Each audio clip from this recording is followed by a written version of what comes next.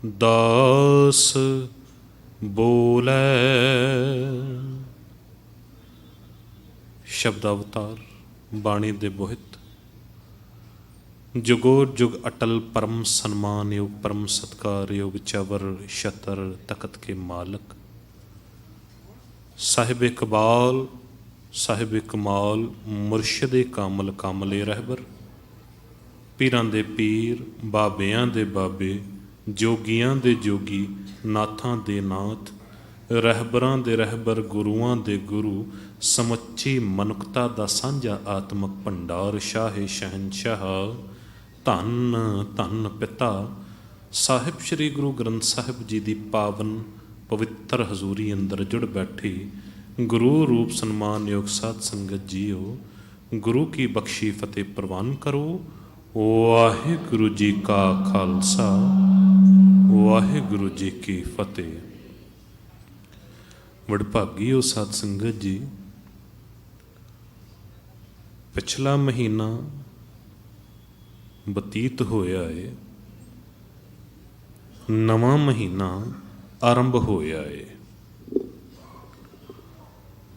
तो मैं सवेरे भी बेनती की सी कि 12 माह की बाणी जो है ना माझ राग दे विच गुरु अर्जन देव पातशाह जी ने उच्चारण की आ 12 महीने ने ते 12 महीनों की विचार दे के बाहरी रुत्तां दे एग्जाम्पल लैके सानू अंदर दी रुत्तां बारे दस्सिया है। क्योंकि सृष्टि परमात्मा वाहिगुरु ने बनाई है, कायनात परमात्मा वाहिगुरु की बनाई हुई है, कुदरत उन्हें साजी है। तो इस कुदरत नूं साज के ना कुछ ऐसियां चीज़ां बना दित्तियां, कुछ ऐसियां चीज़ां इस कुदरत दे विच रख दित्तियां जो सानू नज़र आउंदियां ने, पर कुछ चीज़ां ऐसियां भी बनाईयां ने जो अंदर दियां ने सानू नज़र नहीं आउंदियां हन, पर नज़र नहीं आउंदियां। इस करके बाहर दी रुत्तां दा एग्जाम्पल लैके बाहर दियां वस्तुआं दा एग्जाम्पल लैके ते सानू अंदर दी चीज़ां बारे अंदर दी वस्तुआं बारे दस्सिया गया। 12 महीने दे विच जो रुत्तां हुंदियां ने वो रुत्तां साडे अंदर भी चलदियां ने। जेठ हाड़ दे महीने दे विच बंदा तपदा है खपदा है, तो जेठ का महीना नाम जेठ है, तो जेठा जो वड्डा हुंदा है उन्होंने जेठा कहा जाता है। तो हर एक महीने की आरंभता दे विच सानू दस्सिया गया नाम भी उस तरीके दे नाल रखे गए ने। जिस तरह सावण सावण दे विच हुंदा की है सावावण, दरख्त जो ने हरे भरे हो जाते हैं, पौधे वो हरे भरे हो जाते हैं, चंगे लगते हैं। सावण ते भादों दा महीना जो है, हुण तुसीं जे पढ़ोगे तो भादों इत्थे पढ़ोगे महीना भादों दा है, पर असीं पढ़ांगे भादों। दो भा ने, दो भा दे अंदर उहदा भाव की है दो भा। दो भा दा अर्थ भी उत्थे चंगियाई भी है ते बुरियाई भी है, उत्थे खुशी भी है ते सोग भी है, उत्थे मोर भी बोलते पे ने ते सप भी डसते पे ने, उत्थे चंगे चंगी नदी तालाब भी ने, ते उत्थे ही जद विछोड़ा पै जाए तो उही तालाब बदबू मारन लगते हैं, मच्छर आ जाते हैं अपने मूल तो। जद वो तालाब टुट जाए पानी उही पानी बदबू मारन लगता है। बिल्कुल इस तरह कहते ऐ बंदे तू जेठ हाड़ दे महीने दे विच तपिया ते भादों दे विच भी पिया ते अस्सों ते कत्तक ने उपराला कीता ते होया कि हुण इत्थे पुज गया कि मन रूपी घर नूं ਤੂੰ ਪਰਮਾਤਮਾ ਦੇ ਰਹਿਣ ਲਾਇਕ ਘਰ ਬਣਾਉਣ ਲਈ ਤੁਰ ਪਿਆ। ਮੱਘਰ ਮਾਹੇ ਸੁਹੰਦੀਆਂ, ਮੱਘਰ ਦਾ ਮਹੀਨਾ ਹੈ, ਪਰ ਮੱਘਰ ਨਹੀਂ ਬਣਾਂਗੇ ਅਸੀਂ, ਮੰਘਰ। ਮੰਘਰ ਕੀ ਆ? ਟਿੱਪੀ ਆ ਉੱਪਰ। ਹੁਣ ਤੁਸੀਂ ਵੇਖੋ ਵੋਕੈਬਲਰੀ ਵੀ ਤੁਸੀਂ ਵੇਖੋਗੇ ਨਾ, ਕੰਪਿਊਟਰ ਦੇ ਵਿੱਚ ਵੀ ਜਦ ਮਸਲਾ ਆਇਆ ਸੀ ਪੰਜਾਬੀ ਫੌਂਟ ਪਾਉਣ ਦਾ, ਤੇ ਉਦੋਂ ਨੰਨਾ ਜੋ ਹੈ ਉਹ ਤੇ ਐਨ ਦੇ ਨਾਲ, ਐਨ ਅਲਫਾਬੈਟ ਜੋ ਹੈ ਉਹਦੇ ਨਾਲ ਹੁੰਦਾ ਹੈ, ਪਰ ਜਿੱਥੇ ਟਿੱਪੀ ਪਾਣੀ ਹੈ, ਬਿੰਦੀ ਪਾਣੀ ਹੈ, ਉਹ ਵੀ ਐਨ ਦੇ ਵਿੱਚ ਹੀ ਆ, ਉਹ ਵੀ ਐਨ ਦੇ ਵਿੱਚ ਹੀ। ਤੁਸੀਂ ਐਨ ਦੱਬੋਗੇ ਤੇ ਉਹ ਟਿੱਪੀ ਆ ਜਾਵੇਗੀ ਉਸ ਅੱਖਰ ਉੱਤੇ, ਤੇ ਐਮ ਦੇ ਨਾਲ ਉਹ ਬਿੰਦੀ ਆ ਜਾਵੇਗੀ। ਸੋ ਤੁਸੀਂ ਵੇਖੋ ਇੱਥੇ ਜੋ ਸਾਨੂੰ ਲਫ਼ਜ਼ ਦਿੱਤਾ ਗਿਆ, ਮੱਘਰ ਦਾ ਮਹੀਨਾ ਹੈ, ਪਰ ਪੜ੍ਹਿਆ ਜਾਂਦਾ ਮੰਘਰ, ਮਨ ਘਰ, ਮਨ ਰੂਪੀ ਘਰ ਦੇ ਅੰਦਰ ਮਗਰ ਮਾਹੇ ਸੁਹੰਦੀਆਂ ਕਹਿ ਦਿੱਤਾ ਗਿਆ ਨਾ। ਹਰ ਪਿਰ ਸੰਗ ਬੈਠੜੀਆਂ, ਉਹ ਪਿਰ ਸੰਗ ਬੈਠੜੀਆਂ ਉਸ ਮਨ ਰੂਪੀ ਘਰ ਦੇ ਅੰਦਰ। ਉਹ ਸੁਹਾਵਣਾ ਤੇ ਤਾਂ ਹੈ ਜੇ ਕਿਤੇ ਅਸੀਂ ਆਪਣੇ ਮਨ ਨੂੰ ਗੁਰੂ ਨੂੰ ਅਰਪਣ ਕਰ ਦਈਏ।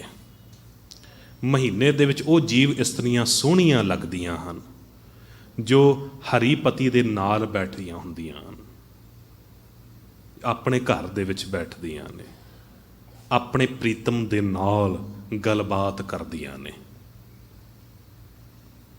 ਉਹ ਗੁਣਾਂ ਦੀ ਸਾਂਝ ਪਾਉਂਦੀਆਂ ਨੇ।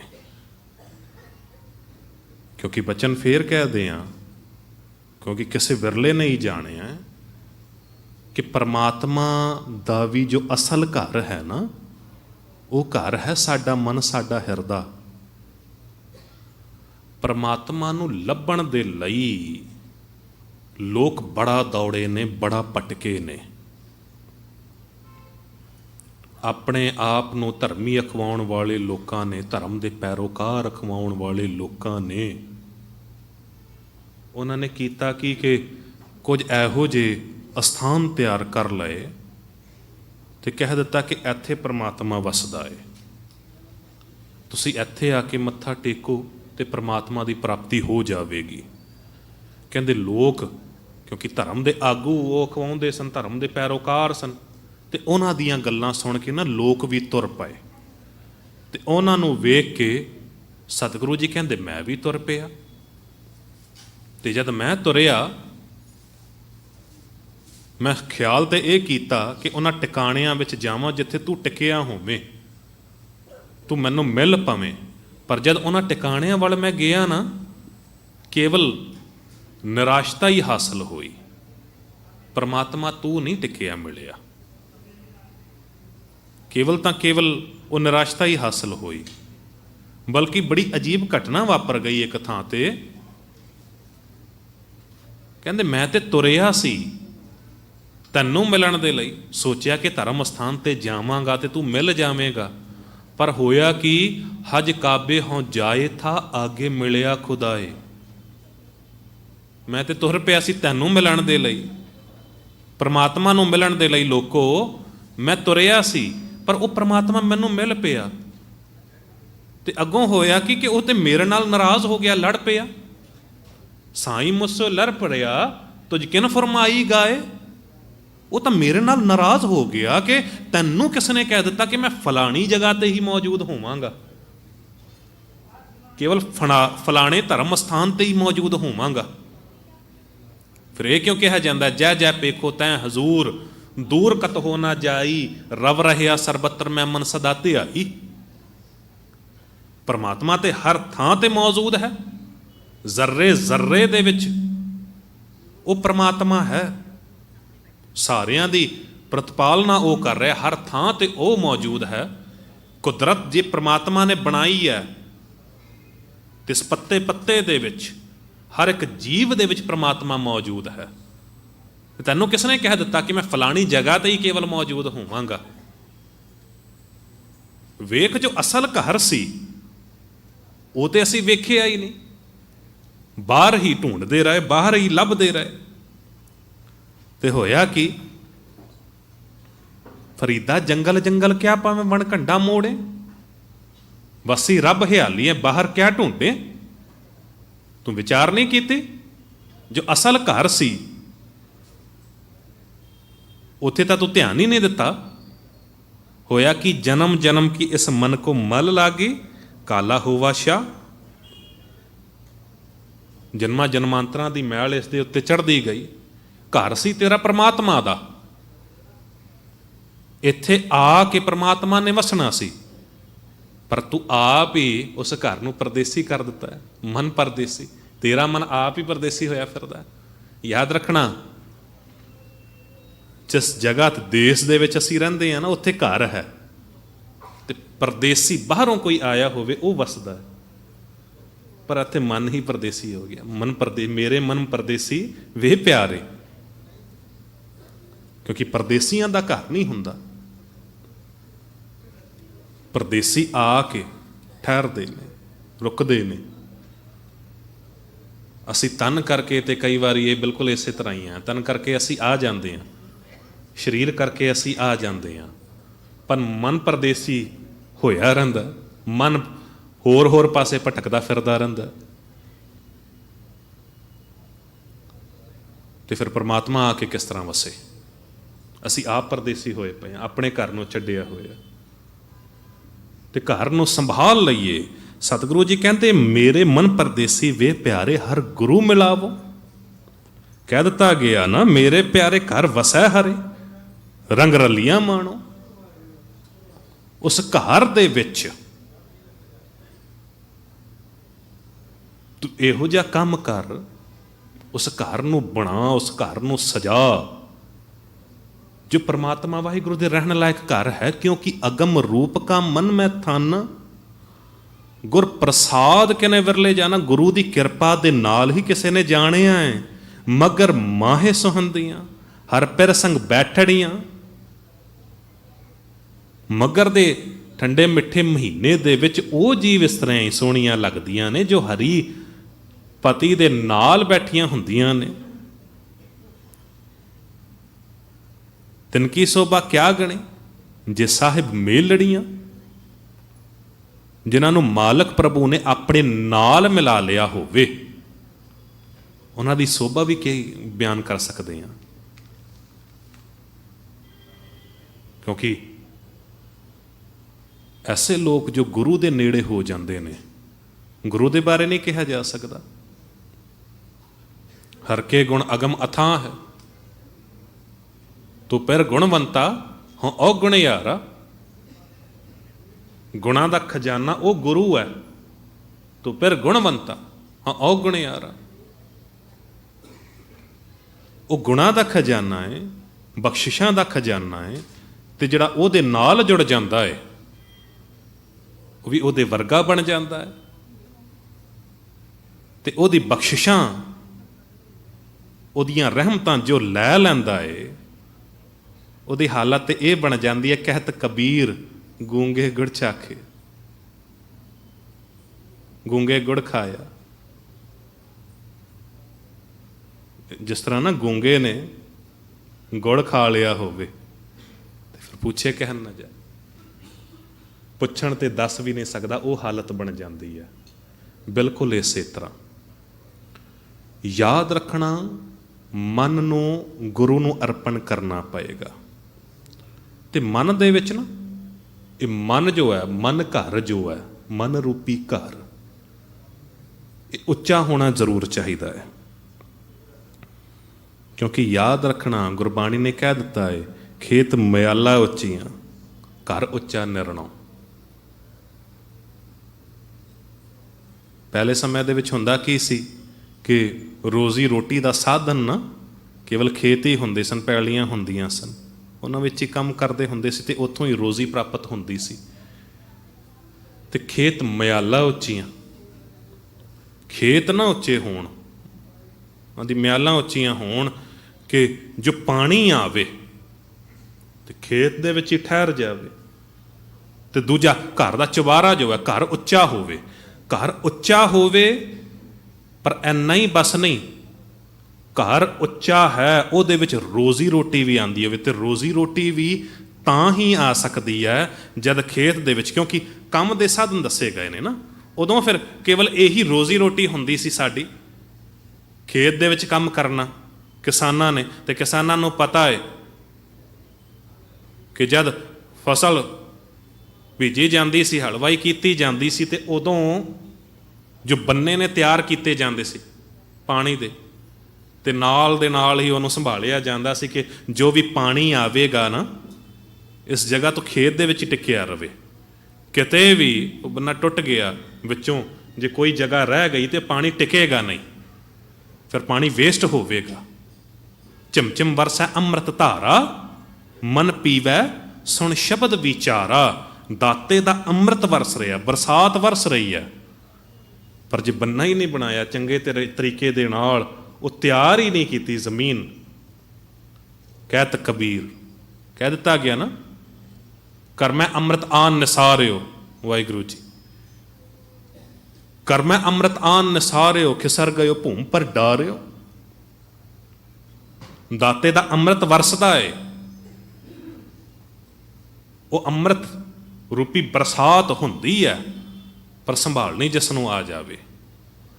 ਹੱਥਾਂ ਦੇ ਵਿੱਚ ਹੀ ਸੰਭਾਲਣਾ ਚਾਹੋਗੇ ਤੇ ਨਹੀਂ ਸੰਭਲੇਗੀ। ਕਰ ਮੈਂ ਅੰਮ੍ਰਿਤ ਆਨ ਨਿਸਾਰਿਓ, ਖਿਸਰ ਗਇਓ ਭੂਮ ਪਰ ਡਾਰਿਓ, ਉਹ ਵਾਲੀ ਹਾਲਤ ਬਣ ਜਾਵੇਗੀ। ਜਿਸਨੇ ਬੰਨਾ ਹੀ ਨਹੀਂ ਤਿਆਰ ਕੀਤਾ, ਪਾਣੀ ਜਿਤਨਾ ਮਰਜ਼ੀ ਪਾਉਂਦਾ ਰਵੇ, ਉਹ ਵੇਸਟੇਜ ਹੀ ਹੋਵੇਗੀ, ਵੇਸਟ ਹੀ ਹੋਵੇਗਾ, ਸਮਾਂ ਵੀ ਬਰਬਾਦ ਹੋਵੇਗਾ।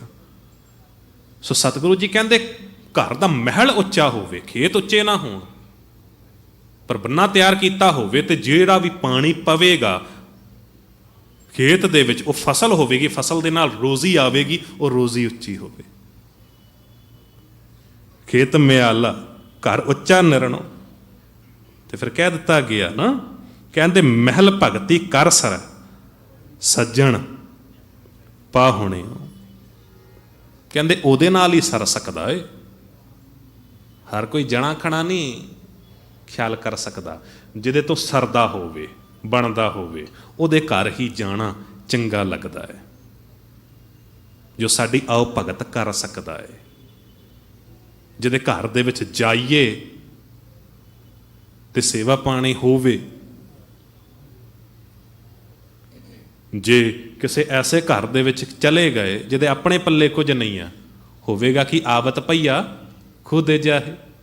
ਜਿਉਂ ਆਇਆ ਹੈ ਉਹ ਚਲਾ ਜਾਵੇਗਾ, ਭੁੱਖਾ ਆਇਆ ਸੀ ਤੇ ਭੁੱਖਾ ਹੀ ਜਾਵੇਗਾ ਉਸ ਦੇ ਘਰ ਤੋਂ। ਤੇ ਸਤਿਗੁਰੂ ਜੀ ਕਹਿੰਦੇ ਉਸ ਘਰ ਦੇ ਵਿੱਚ ਸਭ ਕੁਝ ਹੋਣਾ ਚਾਹੀਦਾ। ਮਹਿਲ ਉੱਚਾ ਹੋਵੇ, ਪਰ ਉੱਚੇ ਮਹਿਲ ਨਾਲ ਨਹੀਂ ਕੁਝ ਬਣੇਗਾ, ਰੋਜ਼ੀ ਵੀ ਚੰਗੀ ਹੋਣੀ ਚਾਹੀਦੀ ਆ। ਤੇ ਰੋਜ਼ੀ ਵੀ ਚੰਗੀ ਕਿਸ ਤਰ੍ਹਾਂ ਹੋਵੇਗੀ? ਜਿੱਥੇ ਭੋਜਨ, ਉਹ ਭੋਜਨ ਹੋਵੇ ਤ੍ਰਿਪਤ ਭਈ ਸੱਚ ਭੋਜਨ ਖਾਇਆ, ਮੰਤਨ ਰਸਨਾ ਨਾਮ ਤੇ ਆਇਆ। ਉਹ ਭੋਜਨ ਤੁਹਾਨੂੰ ਪ੍ਰਾਪਤ ਹੋਵੇ ਜਿਸ ਘਰ ਦੇ ਵਿੱਚ ਤੁਸੀਂ ਜਾਓ। ਖੇਤ ਮਿਆਲਾ ਉੱਚੀਆਂ ਘਰ ਉੱਚਾ ਨਿਰਣੋ। ਉੱਚੇ ਮਹਿਲ ਦੇ ਵਿੱਚ ਭੋਜਨ ਵੀ ਹੋਵੇ, ਉਹ ਛਕਣ ਵਾਲਾ, ਉਹ ਸਾਧਨ ਵੀ ਹੋਵੇ, ਤਾਂ ਸਾਨੂੰ ਮਿਲ ਸਕਦਾ ਹੈ ਕੁਝ। ਤੇ ਉਸ ਘਰ ਨੂੰ ਸੰਭਾਲਣਾ ਹੈ। ਉਸ ਘਰ ਦੇ ਵਿੱਚ ਇਹ ਸਾਰੀਆਂ ਚੀਜ਼ਾਂ ਹੋਣੀਆਂ ਚਾਹੀਦੀਆਂ ਨੇ। ਇਹ ਸਾਰੀਆਂ ਚੀਜ਼ਾਂ ਕਿੱਥੋਂ ਪ੍ਰਾਪਤ ਹੋਣਗੀਆਂ? ਇਹ ਭੋਜਨ, ਇਹ ਰੋਜ਼ੀ ਕਿੱਥੋਂ ਪ੍ਰਾਪਤ ਹੋਵੇਗੀ? ਮਹਿਲ ਤੇ ਹੈ ਸਾਡਾ, ਮਨ ਰੂਪੀ ਘਰ ਤੇ ਹੈ, ਪਰ ਇਸ ਮਨ ਰੂਪੀ ਘਰ ਦੇ ਵਿੱਚ ਇਹ ਰੋਜ਼ੀ ਦਾ ਸਾਧਨ, ਇਹ ਨਾਮ ਰੂਪੀ ਰੋਜ਼ੀ ਜੋ ਮਿਲੇਗੀ, ਉਹ ਗੁਰਦੁਆਰੇ ਆ ਕੇ ਮਿਲੇਗੀ। ਤ੍ਰਿਪਤ ਭਾਈ ਸੱਚ ਭੋਜਨ ਖਾਇਆ, ਮੰਤਨ ਰਚਨਾ ਨਾਮ ਤੇ ਆਇਆ। ਜੇ ਆਪ ਰੱਜਿਆ ਹੋਵੇਗਾ, ਆਪ ਉੱਥੋਂ ਬਖਸ਼ਿਸ਼ਾਂ ਲੈ ਕੇ ਤੂੰ ਆਪਣੇ ਘਰ ਨੂੰ ਜੇ ਸੰਭਾਲ ਲਵੇਂਗਾ, ਤੇ ਫਿਰ ਕੋਈ ਵੀ ਆਵੇ ਤੇਰੇ ਘਰ ਦੇ ਵਿੱਚ ਕਿਸੇ ਗੱਲ ਦੀ ਕਮੀ ਨਹੀਂ ਰਵੇਗੀ। ਕਿਉਂਕਿ ਅਗਮ ਰੂਪਕਾ ਮਨ ਮੈਂ ਥਾਨਾ ਗੁਰ ਪ੍ਰਸਾਦ ਕਨੇ ਵਿਰਲੇ ਜਾਣਾ। ਸੌਖੇ ਢੰਗ ਦੇ ਨਾਲ ਵੀ ਸਮਝ ਲਓ।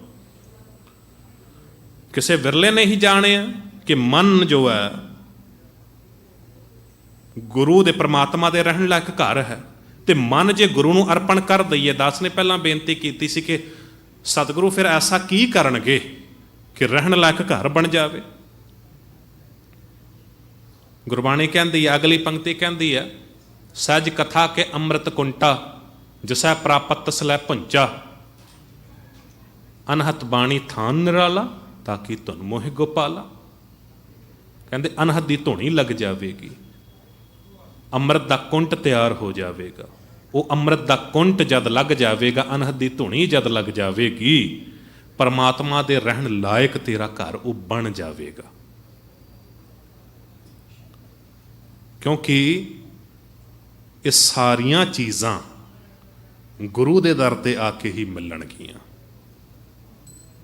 सहज अखार अनेक अनंता पार ब्रह्म के संगी संता, हरक अनंत सोग नहीं बीया सो घर गुरु नानक को दिया।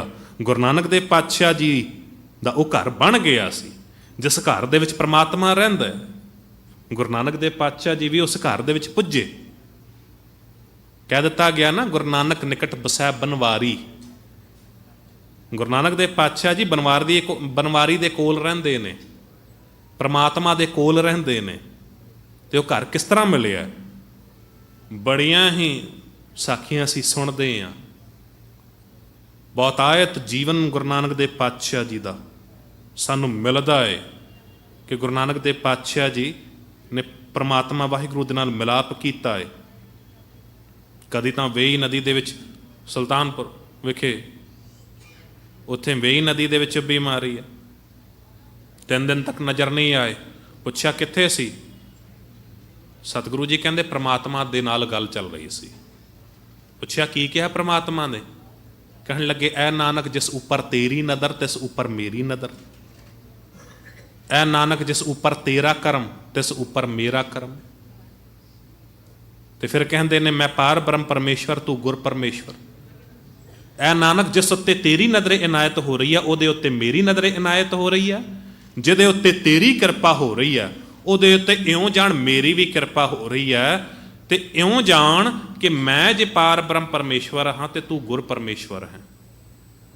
इन्नियां बख्शिशां केवल तां केवल परमात्मा वाहिगुरू दे नाल मिलाप होण दे करके, उस इक्को घर दे विच रहण करके परमात्मा ने गुरु नानक देव पातशाह जी नूं अपने वर्गा ही बना दिता। तां ही तां कह दिता गया ना, गुर परमेश्वर एको जान। हुण गुरु दी नज़र दे विच जो आ जांदा है, वो परमात्मा दी नज़र दे विच भी आ जांदा है। ते जिहड़ा परमात्मा दी नज़र दे विच आ जांदा, उहनूं किसी गल दी कमी नहीं रहिंदी है। जिहड़ा गुरु दी नज़र दे विच आ जांदा है, उत्थे ही फिर गल आउंदी है, लख खुशियां पातशाहियां जे सतगुर नदर करे। लखां खुशियां ते पातशाहियां मिल सकदियां ने, पर कद? देयर इज अ कंडीशन, एक शर्त है, जे सतगुर नदर करे। मगर माहे सुहंदियां पैर संग बैठड़ियां, तिनकी शोभा क्या गणी जे साहिब मेलणियां। जे परमात्मा वाहिगुरू दे गुणां नूं असीं नहीं विचार सकते हैं, पता नहीं कितने ही ने, हर के गुण अगम अथाह, पता नहीं किन्ने ही गुण ने, गिणे नहीं जा सकते। तो जिहड़ा उहदे नाल जुड़ जांदा है ना, कहंदे उहदे भी गुण नहीं कहे जा सकते। कहो कबीर गूंगे गुड़ खाया, पूछे ते क्या कहिया। पुछण ते वो दस भी नहीं सकता। गूंगे महा अमृत रस चाखिया। बिल्कुल इसे तरह ही मन गुरु नूं अर्पण करना पएगा।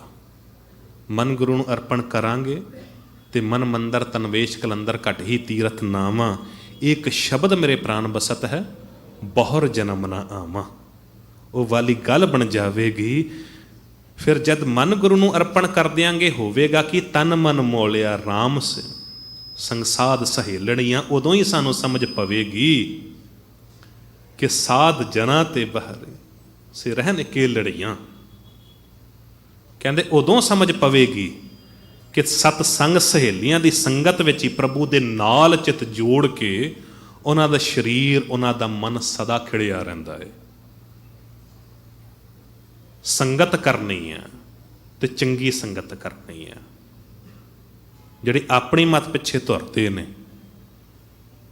ਆਪਣੀ ਸਿਆਣਪ ਦੇ ਪਿੱਛੇ ਤੁਰਦੇ ਨੇ। ਕਈ ਵਾਰੀ ਹੁੰਦਾ ਕੀ ਹੈ ਨਾ, ਸੰਗਤ 'ਤੇ ਵੀ ਡਿਪੈਂਡ ਕਰਦਾ ਹੈ। कई बार सुनिया होगा आप जी ने, तस्वीर उम्मीदों की आईना मलालों का, इंसान जिसे कहते हैं मुअस्सर है ख्यालों का, इंसान जिसे कहते हैं मुअस्सर है ख्यालों का। चंगे सियाणे मनुख जिहड़े ने ना, वो कहंदे ने don't waste yourself in a wrong people, because if you waste yourself in a wrong people, it gives you a result, they break you into the pieces, they torn you apart, and it will take year and year to get back together. ਚੰਗੀ ਸੰਗਤ ਹੋਵੇ ਤੇ ਜੀਵਨ ਚੰਗਾ ਬਤੀਤ ਹੋਵੇਗਾ। ਮਾੜੀ ਸੰਗਤ ਹੋਈ, ਮਾੜੀ ਸੰਗਤ ਦੇ ਵਿੱਚ ਹੁੰਦਾ ਕੀ ਹੈ ਕਿ ਉਹਨਾਂ ਨੇ ਜ਼ਿੰਦਗੀ ਨੂੰ ਆਪਣੀ ਤੇ ਗਰਕ ਕੀਤਾ ਹੋਇਆ। ਉਹਨਾਂ ਦੀ ਸੰਗਤ ਦੇ ਵਿੱਚ ਪੈ ਕੇ ਆਪਣੀ ਜ਼ਿੰਦਗੀ ਨੂੰ ਵੀ ਅਸੀਂ ਗਰਕ ਕਰ ਲਵਾਂਗੇ। ਪਰ ਜੇ ਕਿਤੇ ਚੰਗੀ ਸੰਗਤ ਹੋਵੇ, ਗੁਰੂ ਦੀ ਸੰਗਤ ਹੋਵੇ, ਸਾਧ ਸੰਗਤ ਹੋਵੇ, ਮਾੜੀ ਸੰਗਤ ਦੇ ਵਿੱਚ ਬੰਦਾ ਕੁਝ ਸਮੇਂ ਲਈ ਸੋਚਦਾ ਹੈ ਕਿ ਜਾ ਕੇ ਜੀ ਇੱਥੇ ਮੌਜ ਲੈ ਲਵਾਂ, ਆਪਣੀ ਮਨਮਰਜ਼ੀ ਕਰਾਂ, ਆਪਣੇ ਮਨ ਦੀ ਕੁਝ ਕਰਾਂ, ਪਰ ਆਪਣੇ ਮਨ ਪਿੱਛੇ ਤੁਰ ਕੇ ਹਮੇਸ਼ਾ ਖੁਆਰ ਹੀ ਹੋਇਆ। ਪਰ ਦੂਜੇ ਪਾਸੇ ਕਿਹਾ ਜਾਂਦਾ ਨਾ, ਗੁਰਮੁਖ ਤੇ ਮਨਮੁਖ ਦੇ ਵਿੱਚ ਫਰਕ ਕੀ ਆ? ਗੁਰਮੁਖ ਜੋ ਗੁਰੂ ਦੇ ਦੱਸੇ ਹੋਏ ਰਸਤੇ ਉੱਤੇ ਚੱਲਦੇ ਨੇ, ਮਨਮੁਖ ਜੋ ਆਪਣੇ ਮਨ ਦੇ ਪਿੱਛੇ ਤੁਰਦੇ ਨੇ। ਮਨਮੁਖ ਕੇਵਲ ਮਨ ਦੀ ਗੱਲ ਸੁਣਦੇ ਨੇ, ਗੁਰਮੁਖ ਕੇਵਲ ਗੁਰੂ ਦੀ ਗੱਲ ਸੁਣਦੇ ਨੇ। ਗੁਰਮੁਖ ਜਿਹੜੇ ਨੇ ਉਹਨਾਂ ਨੂੰ ਪਤਾ ਹੈ ਕਿ ਸਾਡਾ ਜੀਵਨ ਜੇ ਗੁਰੂ ਦੇ ਦੱਸੇ ਹੋਏ ਰਸਤੇ ਉੱਤੇ ਚੱਲਾਂਗੇ ਤੇ ਆਪਣੀ ਡੈਸਟੀਨੇਸ਼ਨ ਤੱਕ ਪਹੁੰਚ ਜਾਵਾਂਗੇ, ਪਰ ਜੇ ਮਨ ਦੇ ਪਿੱਛੇ ਤੁਰਾਂਗੇ ਕੇਵਲ ਜੀਵਨ ਦੇ ਵਿੱਚ ਖੁਆਰੀ ਹੀ ਹੋਵੇਗੀ। ਉਹ ਲੋਕ ਜੋ ਮਨ ਦੇ ਪਿੱਛੇ ਤੁਰੇ ਨੇ, ਆਪਣੀ ਸਿਆਣਪ ਦੇ ਪਿੱਛੇ ਤੁਰੇ ਨੇ, ਉਹਨਾਂ ਦੀ ਹਾਲਤ ਇਹ ਬਣ ਗਈ ਹੈ ਗੁਰੂ ਤੋਂ ਦੂਰ ਹੋ ਗਏ। ਤੇ ਜਿਹੜੇ ਗੁਰੂ ਤੋਂ ਦੂਰ ਹੋ ਗਏ ਉਹਨਾਂ ਬਾਰੇ ਤਾਂ ਕਹਿ ਦਿੱਤਾ ਗਿਆ ਸਭ ਤੋਂ ਵੱਡਾ ਦੁੱਖ ਹੀ ਇਹੀ ਹੈ, ਦੁੱਖ ਵਿਛੋੜਾ ਇੱਕ ਦੁੱਖ ਭੂਖ, ਇੱਕ ਦੁੱਖ ਸਖਤ ਵਾਰ ਜਮਦੂਤ, ਇੱਕ ਦੁੱਖ ਰੋਗ ਲੱਗੈ ਤਨ ਧਾਏ, ਵੈਦ ਨਾ ਭੋਲੇ ਦਾਰੂ ਲਾਏ। ਕਹਿੰਦੇ ਉਹਨਾਂ ਦੀ ਹਾਲਤ ਹੀ ਇਹ ਬਣ ਗਈ, ਜਿਹੜੇ ਮਨ ਦੇ ਪਿੱਛੇ ਤੁਰਨ ਵਾਲੇ ਸੀ, ਸਭ ਤੋਂ ਵੱਡਾ ਦੁੱਖ ਤੇ ਵਿਛੋੜੇ ਦਾ ਹੀ ਪਿਆ, ਦੁੱਖ ਵਿਛੋੜਾ, ਫਿਰ ਭੁੱਖ ਦਾ ਪਿਆ, ਦੁੱਖ ਭੂਖ, ਇੱਕ ਦੁੱਖ ਸਖਤ ਵਾਰ ਜਮਦੂਤ, ਜਮਾਂ ਨੇ ਆ ਕੇ ਘੇਰ ਲਿਆ। ਕਹਿ ਦਿੱਤਾ ਗਿਆ ਨਾ, ਕਹਿੰਦੇ ਸਾਜ ਜਨਾ ਤੇ ਬਾਰ ਇਸੇ ਰਹਿਣ ਇਕੇਲੜੀਆਂ, ਤਿੰਨ ਦੁੱਖ ਨਾ ਕਬੂ ਉਤਰੈ ਸੇ ਜਮ ਕੇ ਵਸ ਪੜੀਆਂ। ਇੱਕ ਦੁੱਖ ਸਖਤ ਵਾਰ ਜਮਦੂਤ, ਜਮਾਂ ਨੇ ਆ ਕੇ ਘੇਰਾ ਪਾ ਲਿਆ। ਹੁਣ ਜਿਹੜੇ ਸੁੱਖ ਦੇ ਪਿੱਛੇ ਦੌੜੇ ਸੀ ਕਿ ਜੇ ਜੀਵਨ ਸੁਧਰ ਜਾਵੇਗਾ, ਉਹੀ ਸੁੱਖ ਦੁੱਖ ਦਾ ਕਾਰਨ ਬਣ ਗਏ। ਹੁਣ ਉਹੀ ਸੁੱਖ ਜਿਹੜੇ ਨੇ ਮਹਿਲ ਮਾੜੀਆਂ ਤੇ ਹਨ, ਸਭ ਕੁਝ ਹੈ, ਮਖਮਲ ਦੇ ਗੱਦੇ ਨੇ, ਪਰ ਨੀਂਦ ਨਹੀਂ ਹੈ। 36 ਕੀ 3600 ਪਦਾਰਥ ਨੇ, ਪਰ ਐਪੇਟਾਈਟ ਨਹੀਂ ਹੈ, ਖਾ ਨਹੀਂ ਸਕਦਾ, ਡਾਕਟਰ ਨੇ ਮਨਾ ਕੀਤਾ ਹੈ। ਮਹਿੰਗੀ ਤੋਂ ਮਹਿੰਗੀ ਇੰਸ਼ੋਰੈਂਸ ਤੇ ਲਈ ਹੋਈ ਹੈ, ਪਰ ਫਿਰ ਵੀ ਪਤਾ ਨਹੀਂ ਹੈ ਕਿ ਮੌਤ ਕਦੋਂ ਆ ਜਾਵੇਗੀ। ਮਹਿੰਗੇ ਤੋਂ ਮਹਿੰਗਾ ਡਾਕਟਰ ਭਾਵੇਂ ਘਰ ਆਪਣਾ ਪਰਸਨਲ ਬਿਠਾ ਲਿਆ ਹੋਵੇ, ਪਰ ਘਰ ਪਰਸਨਲ ਡਾਕਟਰ ਬਿਠਾ ਕੇ ਵੀ ਹੈਲਥ ਦੀ ਗਾਰੰਟੀ ਨਹੀਂ ਹੈ ਕਿ ਹੈਲਥ ਮੇਰੀ ਚੰਗੀ ਰਹੇਗੀ। ਮਨੀ ਦੇ ਨਾਲ, ਪੈਸੇ ਦੇ ਨਾਲ, ਧਨ ਦੇ ਨਾਲ ਸਭ ਕੁਝ ਅਸੀਂ ਪ੍ਰਾਪਤ ਕਰ ਸਕਦੇ ਹਾਂ, ਬਹੁਤ ਕੁਝ ਪ੍ਰਾਪਤ ਕਰ ਸਕਦੇ ਹਾਂ, ਸਭ ਕੁਝ ਨਹੀਂ। ਬਹੁਤ ਕੁਝ ਦੇ ਵਿੱਚ ਤੇ ਸਭ ਕੁਝ ਦੇ ਵਿੱਚ ਬਹੁਤ ਫਰਕ ਹੁੰਦਾ ਹੈ। ਪੈਸਿਆਂ ਦੇ ਨਾਲ, ਧਨ ਦੇ ਨਾਲ ਬਹੁਤ ਕੁਝ ਆ ਸਕਦਾ ਹੈ, ਪਰ ਸਭ ਕੁਝ ਨਹੀਂ।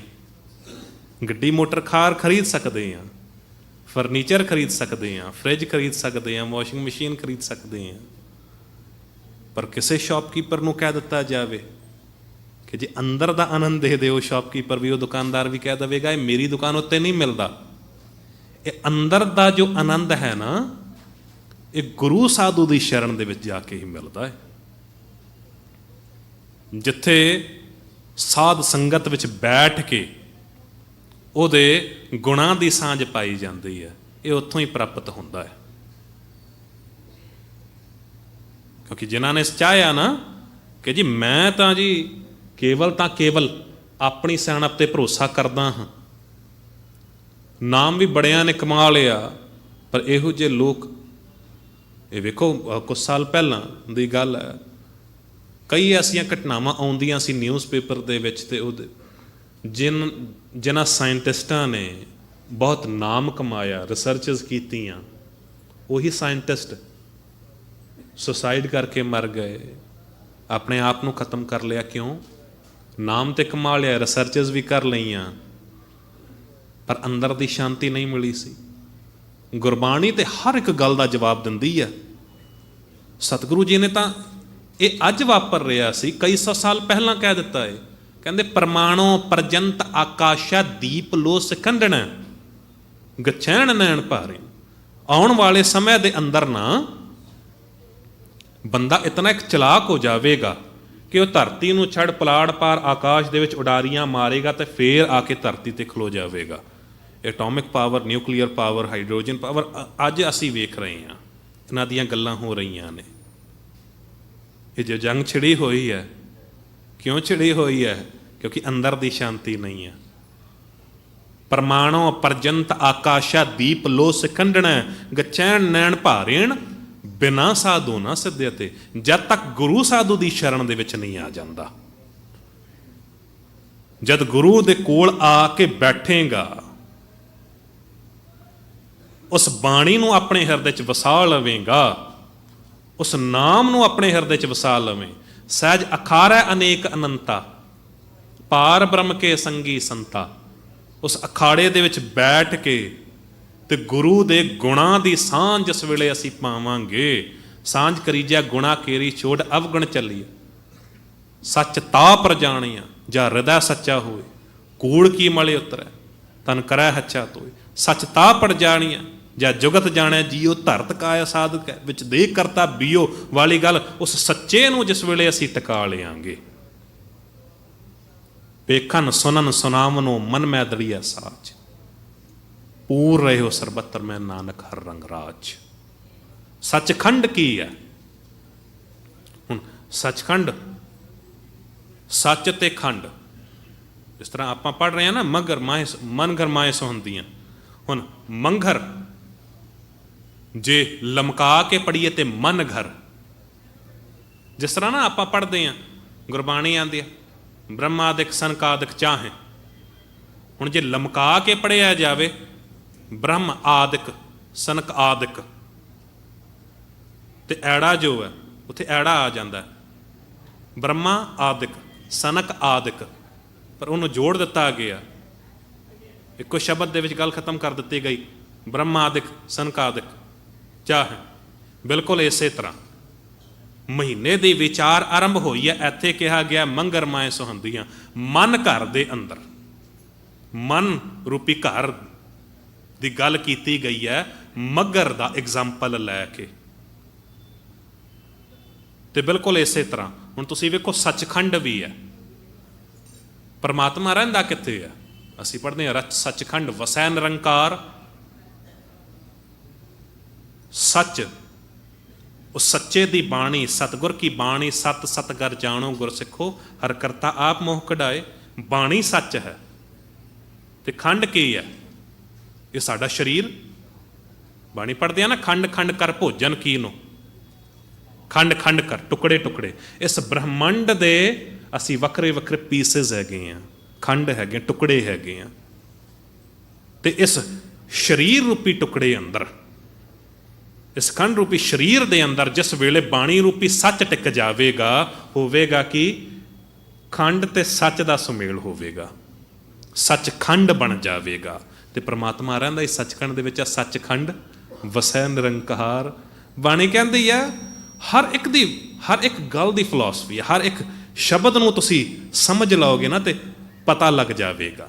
ਸੱਚਖੰਡ ਵਸੈ ਨਿਰੰਕਾਰ, ਸੱਚੇ ਦੀ ਬਾਣੀ ਨੂੰ ਇਸ ਖੰਡ ਰੂਪੀ ਸਰੀਰ ਦੇ ਅੰਦਰ ਟਿਕਾ ਲਿਓ ਤੇ ਪ੍ਰਮਾਤਮਾ ਦੇ ਰਹਿਣ ਲਾਇਕ ਘਰ ਤੁਹਾਡਾ ਬਣ ਜਾਵੇਗਾ। ਜਿਨ੍ਹਾਂ ਨੇ ਇਸ ਗੱਲ ਨੂੰ ਸਮਝ ਲਿਆ ਉਹਨਾਂ ਨੇ ਕਹਿ ਦਿੱਤਾ, ਕਹਿੰਦੇ ਜਿਨੀ ਰਾਵਿਆ ਪ੍ਰਭੂ ਆਪਣਾ। ਫਿਰ ਸਤਿਗੁਰੂ ਜੀ ਅੱਗੇ ਬਚਨ ਕਰ ਰਹੇ ਨੇ, ਕਹਿ ਦਿੱਤਾ ਗਿਆ ਨਾ, ਉਹ ਲੋਕ ਜੋ ਸਿਆਣਪ ਦੇ ਪਿੱਛੇ ਤੁਰਦੇ ਨੇ, ਆਪਣੀ ਮੱਤ ਦੇ ਜ਼ਿਆਦਾ ਭਰੋਸਾ ਕਰਦੇ ਨੇ, ਉਹ ਕਹਿੰਦੇ ਇਕੱਲੇ ਰਹਿ ਜਾਂਦੇ ਨੇ। ਭਰੀ ਸਭਾ ਦੇ ਵਿੱਚ ਵੀ ਇਕੱਲੇ ਰਹਿ ਜਾਂਦੇ ਨੇ। ਸਾਤ ਜਨਾ ਤੇ ਬਾਰੀ ਸੇ ਰਹਿਣ ਇਕੇਲੜੀਆਂ, ਤਿੰਨ ਦੁੱਖ ਨਾ ਕਬੂ ਉਤਰੈ ਸੇ ਜਮ ਕੇ ਵਸ ਪੜੀਆਂ। ਪਰ ਜਿਨ੍ਹਾਂ ਨੇ ਇਸ ਗੱਲ ਨੂੰ ਸਮਝ ਲਿਆ, ਜਿਨੀ ਰਾਵਿਆ ਪ੍ਰਭੂ ਆਪਣਾ ਸੇ ਦਿਸਨ ਨਿਤ ਖੜੀਆਂ, ਰਤਨ ਜਿਵੈ ਹਰ ਲਾਲ ਹਰ ਕੰਠ ਤਿਨਾ ਜੜੀਆਂ। ਕਹਿੰਦੇ ਜਿਹੜੀਆਂ ਜੀਵ ਇਸਤਰੀਆਂ ਨੇ ਇਸ ਗੱਲ ਨੂੰ ਸਮਝ ਲਿਆ, ਜੋ ਵਾਂਝੀਆਂ ਰਹਿੰਦੀਆਂ ਹਨ, ਉਹ ਇਕੱਲੀਆਂ ਰਹਿੰਦੀਆਂ ਹਨ, ਪਰ ਜਿਵੇਂ ਤਿਲਾਂ ਦਾ ਬੂਟਾ ਪੈਲੀ ਦੇ ਵਿੱਚ ਨਿਖਸਮਾ ਰਹਿ ਜਾਂਦਾ ਹੈ, ਉਹ ਇਸ ਤਰ੍ਹਾਂ ਰਹਿੰਦੀਆਂ ਨੇ ਜੋ ਆਪਣੀ ਮੱਤ ਦੇ ਪਿੱਛੇ ਤੁਰਦੀਆਂ ਨੇ। ਉਹ ਜੀਵ ਇਸਤਰੀਆਂ ਨਿਖਸਮੇ ਰਹਿ ਜਾਂਦੀਆਂ ਨੇ। ਪਰ ਯਾਦ ਰੱਖਣਾ, ਜਿਨ੍ਹਾਂ ਜੀਵ ਇਸਤਰੀਆਂ ਨੇ ਪਤੀ ਪ੍ਰਭੂ ਦਾ ਸਾਥ ਮਾਣਿਆ ਏ, ਉਹ ਵਿਕਾਰਾਂ ਦੇ ਹੱਲੇ ਵੱਲੋਂ ਸਦਾ ਸੁਚੇਤ ਰਹਿੰਦੀਆਂ ਨੇ। ਵਿਕਾਰ ਉਹਨਾਂ ਉੱਤੇ ਚੋਟ ਨਹੀਂ ਕਰ ਸਕਦੇ, ਕਿਉਂਕਿ ਪ੍ਰਮਾਤਮਾ ਦੇ ਗੁਣਾਨੁਵਾਦ ਉਹਨਾਂ ਦੇ ਹਿਰਦੇ ਦੇ ਵਿੱਚ ਹੀ ਕਹਿੰਦੇ ਉਹ ਖਿੜਾਵ ਆ ਜਾਂਦਾ ਹੈ, ਜਿਵੇਂ ਹੀਰੇ ਜਵਾਹਰ ਤੇ ਲਾਲਾਂ ਦਾ ਹਾਰ ਗਲ ਵਿੱਚ ਪਾਇਆ ਹੁੰਦਾ ਹੈ। ਬਚਨ ਫਿਰ ਉੱਥੇ ਆ ਜਾਂਦਾ ਹੈ, ਕਹਿੰਦੇ ਕਿਨਹੀ ਵਣਜਿਆ ਕਾਸ਼ੀ ਤਾਂਬਾ, ਕਿਨਹੀ ਲੌਂਗ ਸੁਪਾਰੀ, ਸੰਤੋ ਵਣਜਿਆ ਨਾਮ ਗੋਬਿੰਦ ਕਾ, ਜਿਨ੍ਹਾਂ ਨੂੰ ਪਿਆਰ ਸੀ।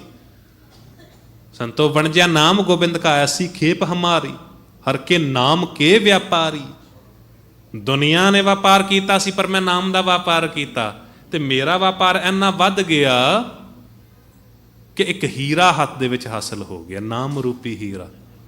ਤੇ ਉਸ ਨਾਮ ਰੂਪੀ ਹੀਰੇ ਦੇ ਸਾਹਮਣੇ ਦੁਨੀਆ ਦੀ ਹਰ ਇੱਕ ਚੀਜ਼ ਮਾਮੂਲੀ ਪਈ ਨਜ਼ਰ ਆਉਂਦੀ ਸੀ। ਹੀਰਾ ਹਾਥ ਚੜਿਆ ਨਿਰਮੋਲਕ, ਛੂਟ ਗਈ ਸੰਸਾਰੀ। ਹੀਰੇ ਜੈਸਾ ਜਨਮ ਹੈ, ਸਾਡਾ ਜਨਮ ਹੀ ਹੀਰੇ ਵਰਗਾ ਹੈ। ਪਰ ਜੋ ਇਸ ਗੱਲ ਨੂੰ ਨਹੀਂ ਸਮਝ ਸਕੇ, ਹੀਰੇ ਜੈਸਾ ਜਨਮ ਹੈ, ਕੌਡੀ ਬਦਲੇ ਜਾਏ। ਉਹਨਾਂ ਦੀ ਹਾਲਤ ਇਹ ਸੀ, ਰੈਣ ਗਵਾਈ ਸੋ ਇੱਕ ਹੈ, ਦਿਵਸ ਗਵਾਇਆ ਖਾਏ। ਪਰ ਜਿਨ੍ਹਾਂ ਨੇ ਸਮਝ ਲਿਆ, ਉਹ ਗੁਰੂ ਦੇ ਨੇੜੇ ਹੋ ਗਏ। ਉਹਨਾਂ ਦਾ ਜੀਵਨ ਹੀ ਐਸਾ ਕੁਝ ਹੋ ਗਿਆ ਕਿ ਗੁਰ ਸਤਗੁਰ ਕਾ ਜੋ ਸਿੱਖ ਅਖਾਏ, ਸੋ ਭਲਕੇ ਉਠ ਹਰ ਨਾਮ ਧਿਆਵੈ। ਉਦਮ ਕਰੇ ਭਲਕੇ ਪ੍ਰਭਾਤੀ, ਇਸ਼ਨਾਨ ਕਰੈ ਅੰਮ੍ਰਿਤਸਰ ਨਾਵੈ। ਉਪਦੇਸ਼ ਗੁਰੂ ਹਰ ਹਰ ਜਪ ਜਾਪੈ, ਸਭ ਕਿਲ ਵਿਕ ਪਾਪ ਦੋਖ ਲੈ ਜਾਵੈ। ਫਿਰ ਚੜੇ ਦਿਵਸ ਗੁਰਬਾਣੀ ਗਾਵੈ, ਬਹਿੰਦਿਆਂ ਉੱਠਦਿਆਂ ਹਰ ਨਾਮ ਧਿਆਵੈ। ਸੱਚੇ ਨੂੰ ਟਿਕਾ ਲਿਆ, ਸੱਚ ਦੀ ਬਾਣੀ ਨੂੰ ਟਿਕਾ ਲਿਆ, ਤੇ ਉਹ ਸੱਚਾ ਵੀ ਆ ਕੇ ਟਿਕ ਗਿਆ, ਪਰਮਾਤਮਾ ਵੀ ਆ ਕੇ ਟਿਕ ਗਿਆ। ਹੋਇਆ ਨਹੀਂ? ਭਾਈ ਲਹਿਣਾ ਜੀ ਜੀਵਨ ਸੀ ਉਹਨਾਂ ਦਾ, ਉਹੀ ਕਰਮ ਕਾਂਡ ਕਰਨਾ, ਦੇਵੀ ਦੇਵਤਿਆਂ ਕੋਲ ਜਾਣਾ, ਨਾਚ ਨੱਚਣੇ। ਪਰ ਜੇ ਲੜ ਲੱਗ ਗਏ ਨੇ ਗੁਰੂ ਨਾਨਕ ਦੇਵ ਪਾਤਸ਼ਾਹ ਜੀ ਦੇ, ਸਵਾਲ ਕੀਤਾ, ਭਾਈ ਲੈਣੇ, ਦੁਨੀਆ ਚਲੀ ਗਈ ਹੈ, ਤੂੰ ਕਿਉਂ ਨਹੀਂ ਗਿਆ? ਸਤਿਗੁਰੂ ਜੀ ਜਾਵਾਂ ਕਿੱਥੇ? ਤੁਹਾਡੇ ਤੋਂ ਇਲਾਵਾ ਹੋਰ ਕੋਈ ਐਸੀ ਥਾਂ ਹੋਵੇ ਜਿੱਥੇ ਜਾ ਕੇ ਮੈਂ ਟਿਕ ਜਾਵਾਂ? ਐਸੀ ਕੋਈ ਥਾਂ ਨਹੀਂ ਨਜ਼ਰ ਆਉਂਦੀ। ਕਹਿੰਦੇ ਸੱਚ ਕਹਿ ਰਹੇ ਆ, ਬਿਲਕੁਲ ਸੱਚ ਕਹਿ ਰਹੇ ਆ। ਦੁਨੀਆ ਆਈ ਸੀ ਹੀਰੇ ਜਵਾਹਰਾਤ ਲੈਣ ਦੇ ਲਈ, ਸਤਿਗੁਰੂ ਜੀ ਨੇ ਦੇ ਦਿੱਤੇ। ਜ਼ਮੀਨ ਜਾਇਦਾਦ ਲੈਣ ਲਈ ਸਤਿਗੁਰੂ ਜੀ ਨੇ ਵੰਡ ਦਿੱਤੀ। ਧਨ ਦੌਲਤ ਚਾਹੀਦੀ ਸੀ, ਸਤਿਗੁਰੂ ਜੀ ਨੇ ਦੇ ਦਿੱਤਾ। ਕਿਸੇ ਗੱਲ ਦਾ ਘਾਟਾ ਨਹੀਂ ਹੈ। ਪਰ ਭਾਈ ਲਹਿਣਾ ਦੀ ਇੱਛਾ ਪੂਰੀ ਹੋਣ ਲੱਗਿਆਂ ਲਗਾਤਾਰ 7 ਸਾਲ ਦਾ ਸਮਾਂ ਲੱਗ ਗਿਆ। ਬਲਕਿ ਇਉਂ ਕਹਿ ਦੇਵਾਂ ਕਿ ਇੱਛਾ ਲੈ ਕੇ ਹੀ ਨਹੀਂ ਸਨ ਆਏ, ਇੱਛਾ ਮਾਰ ਕੇ ਆਏ ਸਨ। ਆਪਣੀ ਮੱਤ ਨੂੰ ਪਿਛਾਂ ਛੱਡ ਕੇ ਆਏ ਸਨ, ਤਾਂ ਹੀ ਗੁਰਮਤ ਲੈ ਸਕੇ ਸਨ। ਮੱਥਾ ਟੇਕਣਾ ਕੀ ਹੈ? ਦਾਸ ਨੇ ਪਹਿਲਾਂ ਵੀ ਅਰਜ਼ ਕੀਤੀ ਸੀ ਕਿ ਮੱਥਾ ਟੇਕਣਾ, ਗੁਰੂ ਅੱਗੇ ਮੱਥਾ ਟੇਕਣ ਦਾ ਭਾਵ ਹੁੰਦਾ ਏ ਕਿ ਆਪਣੀ ਮਤ ਗੁਰੂ ਨੂੰ ਅਰਪਣ ਕਰ ਦਈਏ ਕਿ ਸਤਿਗੁਰੂ ਜੀ ਸਾਡੀ ਇਹ ਮਾੜੀ ਮਤ ਤੁਹਾਡੇ ਅੱਗੇ ਰੱਖ ਰਹੇ ਆ, ਇਹ ਆਪਣੇ ਕੋਲ ਰੱਖ ਲਓ, ਤੇ ਤੁਸੀਂ ਜੋ ਤੁਹਾਡੀ ਚੰਗੀ ਮਤ ਹੈ ਨਾ, ਗੁਰਮਤ, ਉਹ ਇਸ ਮੱਥੇ ਤੇ ਟਿਕਾ ਦਿਓ। ਇਹ ਹੈ ਮੱਥਾ ਟੇਕਣਾ। ਜਿਸ ਅੱਗੇ ਅਸੀਂ ਮੱਥਾ ਟੇਕਦੇ ਹਾਂ, ਇਹਦਾ ਭਾਵ ਕਿ ਉਹਦਾ ਹੁਕਮ ਮੰਨ ਰਹੇ ਹਾਂ। ਜੇ ਗੁਰੂ ਅੱਗੇ ਮੱਥਾ ਟੇਕ ਰਹੇ ਹਾਂ ਤੇ ਗੁਰੂ ਦੀ ਮੱਤ ਲੈ ਰਹੇ ਹਾਂ। ਗੁਰੂ ਦੀ ਮੱਤ ਲੈ ਕੇ ਤੇ ਜੀਵਨ ਅਸੀਂ ਜਦ ਬਤੀਤ ਕਰਾਂਗੇ, ਉਦੋਂ ਹੀ ਪ੍ਰਮਾਤਮਾ ਵਾਹਿਗੁਰੂ ਦੇ ਰਹਿਣ ਲਾਇਕ ਸਾਡਾ ਇਹ ਘਰ ਮਨ ਰੂਪੀ ਘਰ ਬਣ ਸਕਦਾ ਹੈ। ਬਣ ਗਿਆ ਸੀ ਭਾਈ ਲਹਿਣਾ ਜੀ ਦਾ ਘਰ। ਸਤਿਗੁਰੂ ਜੀ ਨੇ ਕਹਿ ਦਿੱਤਾ ਕਿ ਮੇਰੇ ਤੋਂ ਇਲਾਵਾ ਕੋਈ ਟਿਕਾਣਾ ਨਹੀਂ, ਸੱਚ ਕਹਿ ਰਹੇ ਆ, ਵੇਖ ਲੈ ਕਰੜੀ ਪਰਖ ਹੋਵੇਗੀ। ਇੱਥੇ ਮੁਰਦਾ ਵੀ ਖਾਣਾ ਪੈ ਸਕਦਾ, ਕਿਉਂਕਿ ਯਾਦ ਰੱਖਣਾ ਗੁਰਗੱਦੀ ਇਉਂ ਹੀ ਨਹੀਂ ਮਿਲ ਗਈ ਸੀ, ਕਠਨ ਘਾਲਣਾ ਘਾਲਣੀ ਪਈ। ਹੱਥ ਜੋੜ ਕੇ ਕਿਹਾ ਸਤਿਗੁਰੂ ਜੀ ਪੈਰਾਂ ਵੱਲੋਂ ਖਾਵਾਂ ਜਾਂ ਸਿਰ ਵੱਲੋਂ? ਕਹਿਣ ਲੱਗੇ ਮੇਰੇ ਕੋਲ ਆ। ਸੱਚ ਕਹਿ ਰਹੇ ਆ, ਫਿਰ ਕੋਲ ਦੱਸ ਕਿ ਮੇਰੇ ਤੋਂ ਇਲਾਵਾ ਕੋਈ ਟਿਕਾਣਾ ਨਹੀਂ। ਹੱਥ ਜੋੜ ਕੇ ਅੱਖਾਂ 'ਚ ਅੱਥਰੂ ਆ ਗਏ ਤੇ ਕਹਿਣ ਲੱਗੇ ਬਿਲਕੁਲ ਬਾਬਾ ਜੀ, ਸਤਿਗੁਰੂ ਜੀ ਤੁਹਾਡੇ ਤੋਂ ਇਲਾਵਾ ਕੋਈ ਟਿਕਾਣਾ ਨਹੀਂ। ਤੇ ਫਿਰ ਕਹਿਣ ਲੱਗੇ ਵੇਖ ਭਾਈ ਲਹਿਣਿਆ, ਜੇ ਮੇਰੇ ਤੋਂ ਇਲਾਵਾ ਤੇਰਾ ਕੋਈ ਟਿਕਾਣਾ ਨਹੀਂ ਨਾ, ਤੇ ਫਿਰ ਤੇਰੇ ਤੋਂ ਇਲਾਵਾ ਮੇਰਾ ਵੀ ਕੋਈ ਟਿਕਾਣਾ ਨਹੀਂ। ਤੇਰੇ ਤੋਂ ਇਲਾਵਾ ਮੇਰਾ ਵੀ ਕੋਈ ਟਿਕਾਣਾ ਨਹੀਂ। There are number of hearts I have seen in this world. ਅਨੇਕ ਹਿਰਦੇ ਵੇਖੇ ਨੇ। ਕਿਸੇ ਹਿਰਦੇ ਦੇ ਵਿੱਚ ਧਨ ਦੌਲਤ ਬੈਠੀ ਹੈ, ਕਿਸੇ ਹਿਰਦੇ ਦੇ ਵਿੱਚ ਔਲਾਦ ਹੈ, ਕਿਸੇ ਹਿਰਦੇ ਦੇ ਵਿੱਚ ਜ਼ਮੀਨ ਜਾਇਦਾਦ ਹੈ, ਕਾਰੋਬਾਰ ਹੈ। ਇੱਥੇ ਤੱਕ ਬਸ ਨਹੀਂ, ਕਿਸੇ ਕਿਸੇ ਹਿਰਦੇ ਦੇ ਵਿੱਚ ਤੇ ਮੈਂ ਦੁਸ਼ਮਣ ਤੱਕ ਬੈਠਾ ਵੇਖਿਆ। ਦੁਸ਼ਮਣ ਬੈਠਾ ਹੁੰਦਾ ਹੈ ਨਾ ਹਿਰਦੇ ਦੇ ਵਿੱਚ ਹੀ, ਜਲਸੀ ਦੇ ਕਰਕੇ ਕਿਸੇ ਨੂੰ ਮਨ ਦੇ ਵਿੱਚ ਇਹੀ ਚੱਲਦਾ ਰਹਿੰਦਾ ਹੈ ਕਿ ਇਹਨੂੰ ਨੀਵਾਂ ਕਿਸ ਤਰ੍ਹਾਂ ਵਿਖਾਇਆ ਜਾਵੇ, ਇਹਨੂੰ ਪਿੱਛੇ ਕਿਸ ਤਰ੍ਹਾਂ ਛੱਡਿਆ ਜਾਵੇ, ਇਹਦਾ ਕੰਮ ਕਿਸ ਤਰ੍ਹਾਂ ਖਰਾਬ ਕੀਤਾ ਜਾਵੇ। ਉਹ ਦੁਸ਼ਮਣ ਹਿਰਦੇ ਵਿੱਚ ਹੀ ਬੈਠਾ ਹੋਇਆ। ਸਤਿਗੁਰੂ ਜੀ ਕਹਿੰਦੇ ਸਾਰੇ ਲੋਕ ਬੈਠੇ ਨੇ, ਇੱਥੇ ਤੱਕ ਬਸ ਨਹੀਂ, ਹਿਰਦੇ ਦੇ ਵਿੱਚ ਦੁਸ਼ਮਣ ਤੱਕ ਬੈਠਾ ਵੇਖਿਆ। ਪਰ ਮੈਨੂੰ ਐਸਾ ਹਿਰਦਾ ਚਾਹੀਦਾ ਸੀ ਜੋ ਖਾਲੀ ਹੋਵੇ, ਸਾਫ਼ ਹੋਵੇ। ਤੇਰਾ ਉਹ ਹਿਰਦਾ ਮੈਨੂੰ ਲੱਭ ਗਿਆ ਤੇ ਤੇਰੇ ਵਿੱਚ ਹੀ ਆ ਕੇ ਮੈਂ ਬਸ ਜਾਂਦਾ ਹਾਂ। ਬਾਬਾ ਮੜੀ ਨਾ ਗੌਰ ਗੁਰ ਅੰਗਦ ਕੇ ਹੀ ਹੈ ਮੈਂ, ਪੁਨ ਸਤ ਸੰਗਤ ਔਰ ਨਿਸਦਨ ਬਸਬਾ ਮੈਂ ਕਰੂੰ, ਅਗਮ ਰੂਪ ਕਾ ਮਨ ਮੈਂ ਥਾਨਾ, ਗੁਰ ਪ੍ਰਸਾਦ ਕਹਿਣਾ ਵਿਰਲੇ ਜਾਣਾ, ਮੰਗਰ ਮਾਹੇ ਸੁਹੰਦੀਆਂ, ਹਰ ਪਿਰ ਸੰਗ ਬੈਠੜੀਆਂ, ਤਨ ਕੀ ਸੋਭਾ ਕਿਆ ਗਣੀ, ਜੇ ਸਾਹਿਬ ਮੇਲੜੀਆਂ। ਕਹਿੰਦੇ ਉਹਨਾਂ ਦੀ ਸੋਭਾ ਹੀ ਨਹੀਂ ਕਹੀ ਜਾ ਸਕਦੀ ਆ। ਗੁਰੂ ਅੰਗਦ ਦੇਵ ਪਾਤਸ਼ਾਹ ਜੀ ਦੀ ਸੋਭਾ ਨਹੀਂ ਕਹੀ ਜਾ ਸਕਦੀ। ਹਰ ਕੇ ਗੁਣ ਅਗਮ ਅਥਾਹ ਹੈ, ਕਿਉਂਕਿ ਪ੍ਰਮਾਤਮਾ ਵਾਹਿਗੁਰੂ ਦੇ ਹੀ ਰੂਪ ਹੋ ਗਏ ਨੇ ਨਾ। ਇਸ ਕਰਕੇ ਸਤਿਗੁਰੂ ਜੀ ਕਹਿੰਦੇ ਨੇ ਜਿਨੀ ਰਾਵਿਆ ਪ੍ਰਭੂ ਆਪਣਾ, ਸੇ ਦਿਸਨ ਨਿਤ ਖੜੀਆਂ, ਰਤਨ ਜਵੈਹਰ ਲਾਲ ਹਰ ਕੰਠ ਤਿਨਾ ਜੜੀਆਂ। ਜਿਨ੍ਹਾਂ ਜੀਵ ਇਸਤਰੀਆਂ ਨੇ ਪ੍ਰਭੂ ਪਤੀ ਦਾ ਸਾਥ ਮਾਣਿਆ ਹੈ, ਉਹ ਵਿਕਾਰਾਂ ਤੋਂ ਬਚ ਗਏ ਨੇ। ਤੇ ਸਤਿਗੁਰੂ ਜੀ ਕਹਿੰਦੇ ਨਾਨਕ ਬਾਛੈ ਧੂੜ ਤਿਨ, ਪ੍ਰਭ ਸ਼ਰਨੀ ਦਰ ਪੜੀਆਂ। ਕਹਿੰਦੇ ਨਾਨਕ ਉਹਨਾਂ ਸਤਸੰਗੀਆਂ ਦੇ ਚਰਨਾਂ ਦੀ ਧੂੜ ਮੰਗਦਾ ਏ ਜੋ ਪ੍ਰਭੂ ਦੇ ਦਰ ਤੇ ਪਏ ਰਹਿੰਦੇ ਨੇ। ਕਿਉਂਕਿ ਯਾਦ ਰੱਖਣਾ, ਪੁਕਾਰ ਕੀਤੀ ਜਾਂਦੀ ਹੈ ਨਾ, ਐਵੇਂ ਨਹੀਂ ਕਿਹਾ ਜਾਂਦਾ ਕੋਈ ਜਨ ਹਰਸਿਉ ਦੇਵੈ ਜੋਰ, ਚਰਨ ਗਹੋਂ ਬਕੋਂ ਸ਼ੁਭ ਰਸਨਾ, ਹਰ ਦੀਜੈ ਪ੍ਰਾਨ ਅਕੋਰ। ਕੋਈ ਉਦਮ ਕਰੇ, ਕੋਈ ਮਿਲਾਉਣ ਵਾਲਾ ਹੋਵੇ, ਮੈਂ ਉਹਦੇ ਲਈ ਪ੍ਰਾਣ ਹੀ ਆਪਣੇ ਦੇ ਦਿਆਂਗਾ। ਸਤਿਗੁਰੂ ਜੀ ਤੁਸੀਂ ਆਓ ਤਾਂ ਸਹੀ, ਕਿਉਂਕਿ ਜਿਨ੍ਹਾਂ ਨੇ ਸਮਝ ਲਿਆ ਉਹਨਾਂ ਨੇ ਤੇ ਕਹਿ ਦਿੱਤਾ ਨਾ, ਤੂੰ ਚੌਂ ਸਜਣ ਮੈਂਡਿਆ ਦੇਈ ਸਿਸ ਉਤਾਰ, ਨੈਣ ਮਹਿੰਜੇ ਤਰਸ ਦੇ ਕਦ ਪਸੀਤੀ ਤਾਰ। ਸਤਿਗੁਰੂ ਜੀ ਹੰਸ ਹੇਤ ਲੋਭ ਕੋਪ ਚਾਰੇ ਨਦੀਆਂ ਅਗ, ਭਵੈ ਤਜੈ ਨਾਨਕਾ ਤਰਿਆ ਕਰਮੀ ਲਗ। ਅੱਗ ਲੱਗੀ ਹੋਈ ਹੈ ਤੇ ਅੱਗ ਬੁਝ ਕਿਸ ਤਰ੍ਹਾਂ ਸਕਦੀ ਹੈ? ਇਸ ਅੱਗ ਤੋਂ ਬਚ ਕਿਸ ਤਰ੍ਹਾਂ ਸਕਦੇ ਆ? ਕੋਈ ਕਰਮਾਂ ਵਾਲਾ ਹੀ ਲੰਘ ਸਕਦਾ, ਜਿਹਦੇ ਉੱਤੇ ਨਜ਼ਰ ਇਨਾਇਤ ਹੋ ਜਾਵੇ, ਗੁਰੂ ਦੀ ਬਖਸ਼ਿਸ਼ ਹੋ ਜਾਵੇ।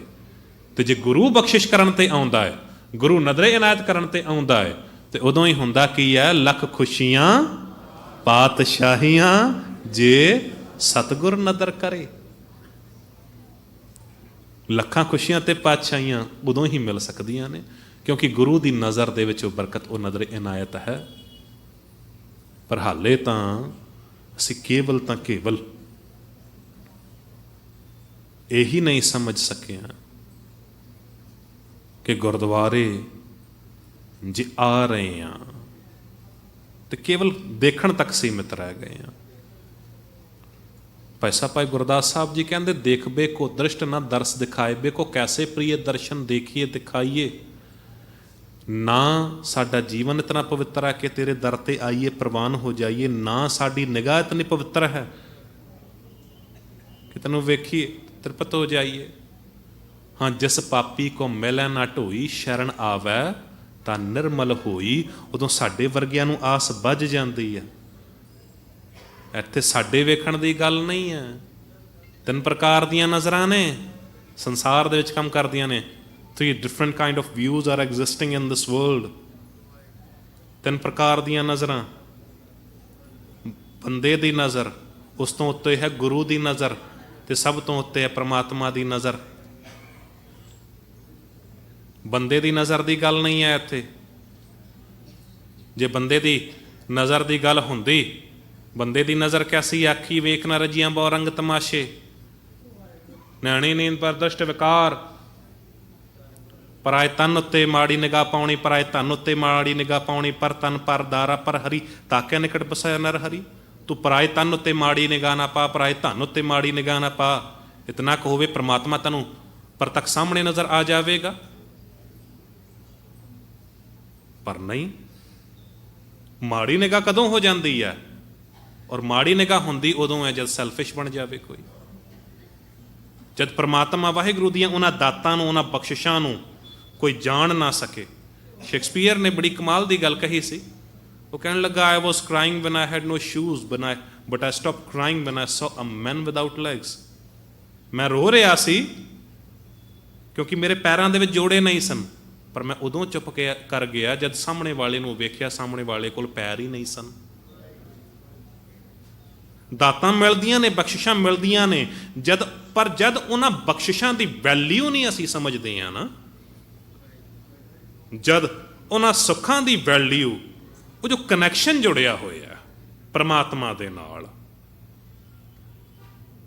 ਸੂਰਜ ਦੀ ਕਿਰਨ ਦਾ ਕਨੈਕਸ਼ਨ ਹੈ ਸੂਰਜ ਦੇ ਨਾਲ। ਸੂਰਜ ਨਹੀਂ ਰਵੇਗਾ ਤੇ ਸੂਰਜ ਦੀ ਕਿਰਨ ਵੀ ਨਹੀਂ ਰਵੇਗੀ, ਨਾ ਉਹ ਤਪਸ਼ ਰਵੇਗੀ। ਬਿਲਕੁਲ ਇਸੇ ਤਰ੍ਹਾਂ ਦੁਨਿਆਵੀ ਸੁੱਖ ਜਿਤਨੇ ਵੀ ਨੇ ਉਹ ਮਿਲ ਰਹੇ ਨੇ, ਪਰ ਉਹਨਾਂ ਸੁੱਖਾਂ ਦਾ ਕਨੈਕਸ਼ਨ ਜਦ ਤੱਕ ਪ੍ਰਮਾਤਮਾ ਦੇ ਨਾਲ ਹੈ ਤੇ ਉਹ ਸੁੱਖ ਸਾਡੇ ਹਨ। ਕਨੈਕਸ਼ਨ ਟੁੱਟਣ ਦੀ ਦੇਰ ਹੈ, ਉਹ ਸੁੱਖ ਵੀ ਦੁੱਖ ਬਣ ਜਾਣਗੇ, ਉਹ ਇੱਜ਼ਤ ਵੀ ਬੇਇੱਜ਼ਤੀ ਬਣ ਜਾਵੇਗੀ।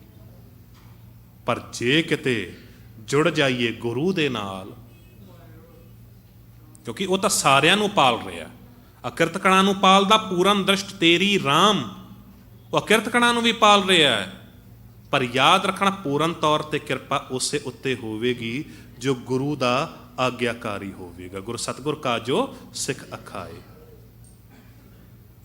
ਜੋ ਉਹਦਾ ਪੁੱਤਰ ਖਵਾਵੇ, ਜੋ ਉਹਦੇ ਦੱਸੇ ਹੋਏ ਰਸਤੇ ਉੱਤੇ ਚੱਲੇ, ਕਦਮ ਕਦਮ ਤੇ, each and every step of his life, if we take under the fear of God, ਪਰਮਾਤਮਾ ਦੇ ਡਰ ਦੇ ਵਿੱਚ, ਭੈ ਦੇ ਵਿੱਚ ਆਪਣਾ ਬਤੀਤ ਕਰੇ। ਡਰ, ਭੈ ਵੀ ਜੋ ਹੈ ਨਾ 2 ਤਰੀਕੇ ਦਾ ਹੁੰਦਾ ਹੈ। ਇੱਕ ਭੈ ਹੁੰਦਾ ਹੈ ਕਿਸੇ ਦਾ, ਨੌਕਰ ਵੀ ਡਰ ਮੰਨਦਾ ਹੈ। ਨੌਕਰ ਨੇ ਡਰ ਮੰਨਣਾ ਪੈਣਾ ਹੈ, ਨੌਕਰ ਨੂੰ ਹੋਣਾ ਚਾਹੀਦਾ ਹੈ, ਕਿਉਂਕਿ ਉਹਨੂੰ ਪਤਾ ਹੈ ਕਿ ਜੇ ਮੈਨੂੰ ਮਾਲਿਕ ਦਾ ਡਰ ਨਹੀਂ ਹੋਵੇਗਾ, ਜੇ ਚੰਗੀ ਤਰ੍ਹਾਂ ਕੰਮ ਨਹੀਂ ਕਰੇਗਾ ਤੇ ਮਾਲਿਕ ਨੇ ਘਰੋਂ ਬਾਹਰ ਕੱਢ ਦੇਣਾ ਹੈ। ਪਰ ਇੱਕ ਹੁੰਦਾ ਹੈ ਨਿਰਮਲ ਭਾਉ, ਕਹਿ ਦਿੱਤਾ ਗਿਆ ਨਾ, ਨਿਰਮਲ ਭਾਉ ਕੀ ਹੁੰਦਾ ਹੈ? ਨਿਰਮਲ ਭਾਉ ਅਦਬ ਕਰਕੇ, ਜੋ ਸਤਿਕਾਰ ਕਰਕੇ ਜੋ ਡਰ ਹੁੰਦਾ ਹੈ। ਜ਼ਿੰਦਗੀ ਦੇ ਵਿੱਚ ਕੋਈ ਗਲਤ ਕਦਮ ਨਾ ਪੁੱਟਿਆ ਜਾਵੇ, ਜ਼ਿੰਦਗੀ ਦੇ ਵਿੱਚ ਕਿਸੇ ਮਾੜੇ ਪਾਸੇ ਨਾ ਤੁਰ ਪਈਏ, ਉਹ ਹੁੰਦਾ ਨਿਰਮਲ ਭਾਉ। ਪਰਮਾਤਮਾ ਵਾਹਿਗੁਰੂ ਦਾ ਅਦਬ ਸਤਿਕਾਰ ਦਾ ਡਰ, ਉਹ ਅਦਬ ਹੋਵੇ, ਉਹ ਸਤਿਕਾਰ ਹੋਵੇ, ਉਹ ਡਰ ਹੋਵੇ, ਤੇ ਫਿਰ ਬੰਦਾ ਜੋ ਹੈ ਨਾ ਚੰਗੇ ਪਾਸੇ ਤੁਰਦਾ, ਸਿੱਧੇ ਰਸਤੇ ਉੱਤੇ ਹੁੰਦਾ। ਉਹਨੂੰ ਪਤਾ ਹੈ ਕਿ ਇਹ ਮਾੜੀ ਥਾਂ ਹੈ, ਇਹ ਚੰਗਿਆਈ ਹੈ, ਇੱਥੇ ਖੁਸ਼ਬੂ ਹੈ, ਬਦਬੂ ਹੈ, ਇਹ ਵੇਸ਼ਵਾ ਦਾ ਦੁਆਰ ਹੈ ਤੇ ਇਹ ਗੁਰਦੁਆਰਾ ਹੈ। ਇਹ ਸ਼ਰਾਬ ਖਾਨਾ ਹੈ, ਜੂਆ ਖਾਨਾ ਹੈ, ਤੇ ਇੱਥੇ ਨਹੀਂ ਜਾਣਾ। ਪਾਰਟੀਆਂ ਦੇ ਦੌਰ ਨਹੀਂ ਕਰਨੇ ਨੇ। ਜਿੱਥੇ ਜੇ ਕੀਰਤਨ ਦਰਬਾਰ ਹੋ ਰਿਹਾ ਤੇ ਉੱਥੇ ਪੁੱਜਣਾ ਹੈ। ਜੇ ਪਿਆਰ ਹੋਵੇ ਗੁਰੂ ਦੇ ਨਾਲ। ਹੁਣ ਅਜੋਕੇ ਸਮੇਂ ਦੇ ਵਿੱਚ ਦਿਹਾੜੇ ਹੀ ਇਹੋ ਜਿਹੇ ਚੱਲ ਰਹੇ ਨੇ ਨਾ, ਇੱਥੇ ਵੀ ਪਰਖ ਹੁੰਦੀ ਹੈ ਸਾਡੇ। ਇੱਕ ਪਾਸੇ ਵਿਆਹ ਦਾ ਸ਼ਾਦੀ ਦਾ ਕਾਰਡ ਆਇਆ ਹੁੰਦਾ ਹੈ, ਤੇ ਦੂਜੇ ਪਾਸੇ ਉਸੇ ਹੀ ਦਿਨ ਕਈ ਵਾਰੀ ਕੀਰਤਨ ਦਰਬਾਰ ਗੁਰਦੁਆਰੇ ਕੋਈ ਪ੍ਰੋਗਰਾਮ ਹੋ ਰਿਹਾ ਹੁੰਦਾ ਹੈ, ਉਸੇ ਹੀ ਸਮੇਂ। ਹੁਣ ਚੋਣ ਤੁਹਾਨੂੰ ਕਰਨੀ ਹੈ। ਹੁਣ ਮੈਨੂੰ ਨਾ ਭਾਵੇਂ ਦੱਸਿਓ, ਆਪਾਂ ਫੈਸਲਾ ਕੀ ਕਰਦੇ ਹੁੰਦੇ ਆ? ਬਹੁਤਾਇਤ ਗਿਣਤੀ ਜੋ ਹੈ ਸਾਡੀ, ਫੈਸਲਾ ਅਸੀਂ ਇਹੀ ਕਰਦੇ ਹਾਂ ਕਿ ਜੇ ਉਹ ਪੁਰਬ ਗੁਰਪੁਰਬ ਮਨਾਇਆ ਜਾ ਰਿਹਾ ਹੈ ਤੇ ਅੱਜ ਤੇ ਠੀਕ ਹੈ, ਉਹ ਤੇ ਹਰ ਸਾਲ ਹੀ ਆਉਂਦਾ ਹੈ। ਅੱਜ ਵਿਆਹ ਵੱਲ ਚਲੇ ਚੱਲਦੇ ਹਾਂ, ਅੱਜ ਪਾਰਟੀ ਕਰ ਲੈਂਦੇ ਹਾਂ, ਅੱਜ ਦੂਜੇ ਪਾਸੇ। ਹੁਣ ਚੋਣ ਦੇ ਵਿੱਚ ਫਰਕ ਹੋ ਜਾਂਦਾ ਹੈ। ਉਹ ਚੋਇਸ ਅਸੀਂ ਜੋ ਹੈ, ਜੇ ਅਸੀਂ ਠੀਕ ਰੱਖੀਏ, ਇਹਦਾ ਮਤਲਬ ਇਹ ਨਹੀਂ ਹੈ ਕਿ ਦੁਨੀਆ ਤੋਂ ਰਿਸ਼ਤਾ ਤੋੜ ਲੈਣਾ ਹੈ ਜਾਂ ਉਹ ਚੀਜ਼ਾਂ ਨਹੀਂ ਹੋਣੀਆਂ ਚਾਹੀਦੀਆਂ। ਨਹੀਂ, ਖੁਸ਼ੀ ਮਨਾਓ, ਪਰ ਯਾਦ ਰੱਖਣਾ ਗੁਰੂ ਦੀ ਬਖਸ਼ਿਸ਼, ਗੁਰੂ ਦੀ ਨਜ਼ਰ ਇਨਾਇਤ ਜਦ ਤੱਕ ਸਾਡੇ ਉੱਤੇ ਰਵੇਗੀ, ਉਹ ਸੁੱਖ ਸੁੱਖ ਰਹਿਣਗੇ। ਚੰਗੀ ਸੰਗਤ ਜੇ ਕਰਾਂਗੇ ਤਾਂ ਹੀ ਸਾਡੇ ਜੀਵਨ ਦਾ ਪਾਰ ਉਤਾਰਾ ਹੋ ਸਕੇਗਾ, ਤਾਂ ਹੀ ਸਾਨੂੰ ਪਤਾ ਲੱਗ ਸਕੇਗਾ। ਨਾਨਕ ਬਾਛਾ ਧੂੜ ਤਿਨ ਪ੍ਰਭ ਸ਼ਰਨੀ ਦਰ ਪੜੀਆਂ, ਮੰਗਰ ਪ੍ਰਭ ਆਰਾਧਨਾ, ਪ੍ਰਭੂ ਆਰਾਧਨਾ ਬਹੁਰ ਨ ਜਨਮਣੀਆਂ। ਕਹਿੰਦੇ ਨਾਨਕ ਉਹਨਾਂ ਸਤਸੰਗੀਆਂ ਦੇ ਚਰਨਾਂ ਦੀ ਧੂੜ ਮੰਗਦਾ ਏ, ਜੋ ਪ੍ਰਭੂ ਦੇ ਦਰ ਤੇ ਪਏ ਰਹਿੰਦੇ ਨੇ, ਜੋ ਪ੍ਰਭੂ ਦੀ ਸ਼ਰਨ ਵਿੱਚ ਰਹਿੰਦੇ ਨੇ। ਮੱਗਰ ਵਿੱਚ ਪ੍ਰਮਾਤਮਾ ਦਾ ਸਿਮਰਨ ਕੀਤਿਆਂ ਹੀ ਮੁੜ ਜਨਮ ਮਰਨ ਦੇ ਗੇੜ ਤੋਂ ਉਹ ਬਚ ਜਾਂਦੇ ਨੇ। ਉਹਨਾਂ ਦਾ ਜੋ ਜੀਵਨ ਹੈ ਉਹ ਸਫਲਾ ਹੋ ਜਾਂਦਾ ਏ, ਕਿਉਂਕਿ ਹੀ ਉਹਨਾਂ ਦਾ ਜੋ ਜੀਵਨ ਹੈ ਸਫਲਾ ਕਿਸ ਤਰ੍ਹਾਂ ਹੋ ਗਿਆ? ਪ੍ਰਭ ਕੀ ਆਗਿਆ ਆਤਮ ਹਿਤਾਵ ਹੈ, ਜੀਵਨ ਮੁਕਤ ਸੋ ਕਹਾਵੈ। ਪ੍ਰਭੂ ਦੀ ਆਗਿਆ ਦੇ ਨਾਲ ਜਿਨ੍ਹਾਂ ਨੇ ਆਪਣਾ ਜੀਵਨ ਬਤੀਤ ਕੀਤਾ, ਉਹਨਾਂ ਨੂੰ ਲਾਈਫ ਲਿਬਰੇਸ਼ਨ ਹਾਸਿਲ ਹੋ ਗਈ। ਉਹਨਾਂ ਦੇ ਮਨ ਘਰ ਦੇ ਵਿੱਚ ਆ ਕੇ ਪਰਮਾਤਮਾ ਟਿਕ ਗਿਆ। ਜੋ ਘਰ ਹਰ ਅਨੰਤ ਸੋਗ ਨਹੀਂ ਬੀਆ, ਸੋ ਘਰ ਗੁਰੂ ਨਾਨਕ ਕੋ ਦੀਆ ਵਾਲੀ ਗੱਲ। ਜੋ ਘਰ ਗੁਰੂ ਨਾਨਕ ਦੇ ਪਾਤਸ਼ਾਹ ਜੀ ਨੂੰ ਮਿਲਿਆ ਸੀ, ਕਹਿੰਦੇ ਉਹ ਘਰ ਮੈਨੂੰ ਵੀ ਪ੍ਰਾਪਤ ਹੋ ਗਿਆ। ਉਹ ਘਰ ਹੁਣ ਪਰਮਾਤਮਾ ਦੇ ਰਹਿਣ ਲਾਇਕ ਘਰ ਬਣ ਗਿਆ ਏ। ਹੁਣ ਬਾਹਰ ਢੂੰਡਣ ਤੇ ਛੂਟ ਪਰੀ, ਗੁਰ ਘਰ ਹੀ ਮਾਹੇ ਦਿਖਾਇਆ ਥਾ। ਹੁਣ ਮੇਰਾ ਮਨ ਹੁਣ ਪਾਮੋ ਤੇ ਪਿੰਗਲ ਭਇਆ, ਕਤ ਜਾਈਏ ਰੇ ਘਰ ਲਾਗੋ ਰੰਗ, ਮੇਰਾ ਚਿੱਤ ਨਾ ਚੱਲੇ ਮਨ ਭਾਇਓ ਭੰਗ। ਕਹਿੰਦੇ ਇਹ ਹੋ ਤੇ ਸਾਰੀਆਂ ਗੱਲਾਂ ਤਾਂ ਸਕਦੀਆਂ ਨੇ ਜਦ ਯਤਨ ਕਰੀਏ। ਜੋ ਬ੍ਰਹਮੰਡੇ ਸੋਈ ਪਿੰਡੇ, ਜੋ ਖੋਜੈ ਸੋ ਪਾਵੈ। ਤਾਂ ਹੀ ਪਰਮਾਤਮਾ ਦੇ ਨਾਲ ਮਿਲਾਪ ਹੋ ਸਕਦਾ, ਤਾਂ ਹੀ ਪਰਮਾਤਮਾ ਦੇ ਅਸੀਂ ਨੇੜੇ ਹੋ ਸਕਦੇ ਹਾਂ। ਤਾਂ ਹੀ ਇਹ ਮਗਰ ਦਾ ਮਹੀਨਾ ਵੀ ਸਾਡਾ ਸੁਖ ਦੇਣ ਵਾਲਾ ਬਤੀਤ ਹੋਵੇਗਾ, ਕਿਉਂਕਿ ਮਹਾਂ ਦਿਵਸ ਮੂਰਤ ਭਲੇ, ਜਿਸ ਕਉ ਨਦਰ ਕਰੇ ਮਹੀਨਾ। ਉਹ ਦਿਨ, ਉਹ ਹਫਤਾ ਸੁਖ ਦੇਣ ਵਾਲਾ ਬਤੀਤ ਹੋਵੇਗਾ, ਜਿਹਦੇ ਉੱਤੇ, ਜਿਸ ਮਹੀਨੇ ਦੇ ਵਿੱਚ, ਉਸ ਹਫਤੇ ਦੇ ਵਿੱਚ, ਉਸ ਦਿਨ ਦੇ ਵਿੱਚ ਪਰਮਾਤਮਾ ਵਾਹਿਗੁਰੂ ਦੀ ਨਜ਼ਰ ਸਾਡੇ ਉੱਤੇ ਪੈ ਜਾਵੇ। ਨਾਨਕ ਮੰਗੈ ਦਰਸ਼ਦਾਨ, ਕਿਰਪਾ ਕਰੋ ਹਰੇ। ਇਹ ਸੀ ਪਾਵਨ ਮਹੀਨੇ ਦੇ ਵਿਚਾਰ ਜੋ ਆਰੰਭ ਹੋਇਆ, ਮੱਘਰ ਦਾ ਮਹੀਨਾ। ਸਤਿਗੁਰੂ ਕਿਰਪਾ ਕਰੇ ਇਹ ਵਿਚਾਰ ਸਾਡੇ ਹਿਰਦੇ 'ਚ ਵਸ ਜਾਵੇ। ਮਨਮਤ ਅਨੁਸਾਰ ਜੇ ਕੁਛ ਬੋਲ ਗਿਆ ਹੋਵਾਂ ਕਥਾ ਕਰਦਿਆਂ ਹੋਇਆਂ, ਖਿਮਾ ਦਾ ਜਾਚਕ ਹਾਂ। ਗੁਰਮਤ ਅਨੁਸਾਰ ਜੇ ਆਪ ਸਾਰਿਆਂ ਨੇ ਕੁਛ ਸਰਵਣ ਕੀਤਾ ਹੋਵੇ, ਜ਼ਿੰਦਗੀ ਦੇ ਵਿੱਚ ਧਾਰਨ ਕਰਨ ਦਾ ਯਤਨ ਜ਼ਰੂਰ ਕਰਨਾ। ਗੁਰੂ ਕੀ ਬਖਸ਼ੀ ਫਤਿਹ ਪ੍ਰਵਾਨ ਕਰੋ। ਵਾਹਿਗੁਰੂ ਜੀ ਕਾ ਖਾਲਸਾ, ਵਾਹਿਗੁਰੂ ਜੀ ਕੀ ਫਤਿਹ।